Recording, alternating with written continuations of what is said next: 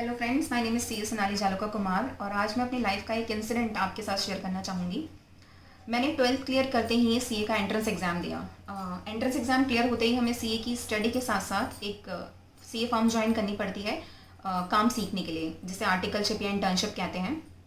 मैंने 12th clear की थी, इसका मतलब मैं 17 साल की थी। मैंने 7 महीने तक वहाँ काम सीखा और मुझे कभी कुछ गलत नहीं लगा वहाँ पे।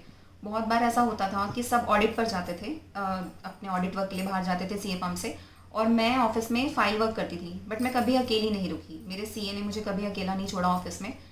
जब सबको काम होता था तो वो अपनी वाइफ को मेरे पास छोड़ जाते थे ऑफिस में। एक दिन सब ऑडिट पर गए थे और मेरे सीए जो मेरे एम्प्लॉयर थे वो मेरे साथ रुके।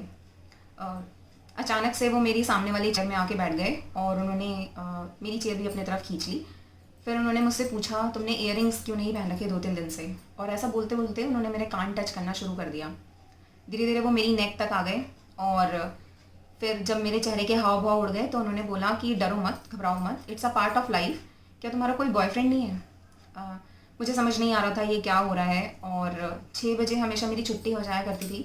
उस दिन 6:30 बज गए और उनकी बकवास सुनते सुनते और साथ ही साथ उन्होंने मेरा हाथ भी पकड़ रखा था।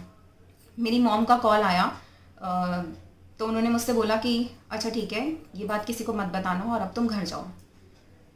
मेरी मॉम, मैं वॉक करके घर जाया करती थी, 15 मिनट का वॉक इन डिस्टेंस था और पूरे रास्ते मेरे फेस पे एक दहशत सी थी। इवन मेरे फेस पे अभी भी एक दहशत है, क्योंकि ये इंसिडेंट इतना अजीब था। मैं सिर्फ 17 साल की थी और फर्स्ट इंसिडेंट था ये मेरी लाइफ का। तो हाँ, मैं वॉक करके घर जाया करती थी, 15 मिनट का वॉक इन डिस्टेंस था। तो पूरे रास्ते मैं डरी हुई सी थी। जब मैं घर पहुंची और मेरी मॉम ने मुझसे पूछा कि आज लेट कैसे हो गई, तब भी मैंने उन्हें कुछ नहीं बताया। मुझे लगा कि अगर मैंने अपनी फैमिली को या अपनी मॉम को ये बता दिया तो मेरी आर्टिकलशिप ख़त्म हो जाएगी। शायद मेरा सीए जो मेरा मैनेजर है वो मेरे पेपर्स भी ढंग से ना दे आर्टिकलशिप के।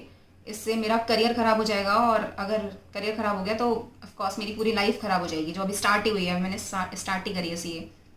मेरी पूरी फैमिली साथ में डिनर करती थी। तो मेरे भैया ने मुझसे बोला कि जब से आई है तब से परेशान सी लग रही है और कुछ बात है तो बता, सब कुछ इधर उधर गिराया जा रही है। मैंने उनसे भी यही बोला, नहीं भाई सब सही है। फिर उन्होंने मुझे अपने पास बैठाया और जब उन्होंने मुझे पहली बाइट खिलाने के लिए हाथ बढ़ाया तो मैं रोने लगी। और फिर मैंने रोते रोते उन्हें सब बता दिया। और मेरे भैया ने उसी टाइम अपने 4 दोस्तों के साथ उस सीए के घर जाकर उसे समझाया कि लड़कियों से किस तरह बात नहीं करनी चाहिए। इस इंसिडेंट के बाद मैंने एक बात सीख ली कि मैं कभी किसी का गलत व्यवहार नहीं सहूँगी अपने जॉब और करियर के लिए।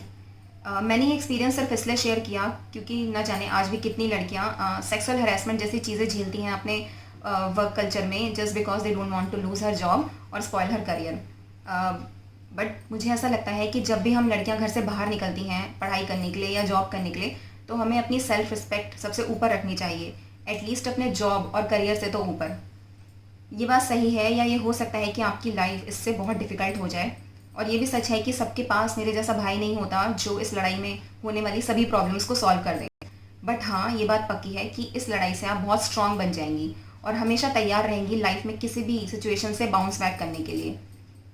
इस किसी भी सिचुएशन को झेलने के लिए तैयार रहती हैं वो लड़कियां जो जिन्होंने ठोकरें खाई होती हैं। और वो बात तो आपने और सिर्फ लड़कियां ही क्यों, वो बात तो आपने सुनी ही होगी कि इंसान का दिमाग बादाम खाने से नहीं ठोकरें खाने से तेज होता है। मुझे ऐसा लगता है कि हर माँ बाप को अपने बच्चों को ये चीज़ सिखानी चाहिए कि जीवन में कुछ भी सहो पर किसी का गलत व्यवहार मत सहो। बस अपना काम अच्छे से करो और अपने पर विश्वास रखो। बटरिंग करने से या अनवांटेड एडवांटेज देने से हम शॉर्ट टर्म में सक्सेसफुल हो सकते हैं, लॉन्ग टर्म में नहीं। मुझे ये भी लगता है कि 10th और 12th क्लास की लड़कियों को भी इस तरह के सेमिनार्स देने चाहिए, ताकि जब वे अपनी स्कूलिंग पूरी करके देश की गलियों में निकले अकेले तो उन्हें पता हो कि इस तरह की सिचुएशन से कैसे डील करना है और क्या सही फैसले लेने हैं।